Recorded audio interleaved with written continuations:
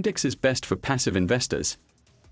Have you ever thought that investing in stocks takes a bit too much of your time and consumes too much of your life?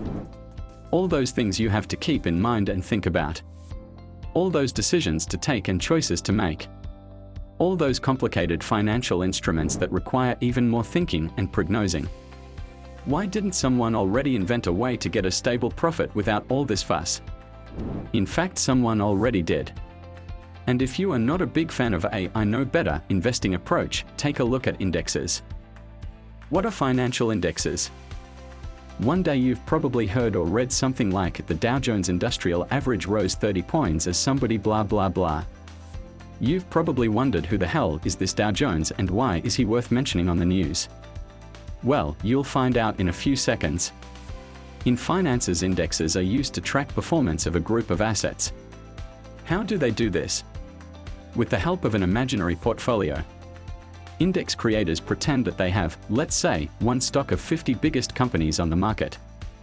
They sum the price of these stocks, convert it to a shorter number that's easier to follow and track the changes of this sum regularly. If the index is rising, those 50 companies, and probably the whole market, are doing well. Of course, calculating an index is not always so straightforward, but the general approach is more or less the same. Indices can represent an entire market or just its certain area, such as the IT sector or North European market.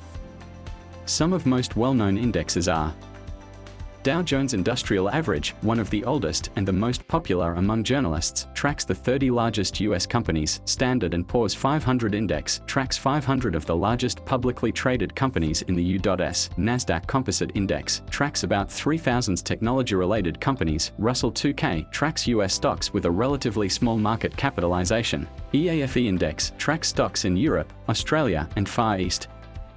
But there are more than 3 million stock indexes in the world, so you really can find the one and only that's interesting for you. Okay, nice, I know about indexes now, but what about investing? How can one invest in indexes? They are just numbers. Obviously, you don't invest directly in indexes, you go to index funds instead. Those funds build a portfolio that matches the portfolio of a certain index. The aim of the fund management is to keep their portfolio as close as possible to the imaginary portfolio on which the index is built. If the index is going up, which is usually the case, the price of the fund's share does the same. Theoretically, you could build such a portfolio by yourself, but it would require a lot of money and, once again, your time. Why invest in indexes instead of particular stocks? There are a few good reasons for this. Index funds are performing better in general than actively managed funds or individual investors. Prices of stocks may rise and fall, but the indexes tend to go up over time. It's often said that you can't beat the market, but with indexes you just follow the market. Index funds have lower fees. Their managers don't have to constantly monitor financial documents. Plus, they don't sell or buy all the time in hope to catch the right moment. Less work in this case means more money for you. Index funds can be tax efficient. As they have low turnover ratios, the holdings only change when index changes, you have less taxes to pay. Index funds are quite simple. You don't have to rack your brain over complex investing strategies. You like the way an index is performing, you choose a fund that will do just the same. How to invest in index funds? Should I just Google an index fund and give them my money?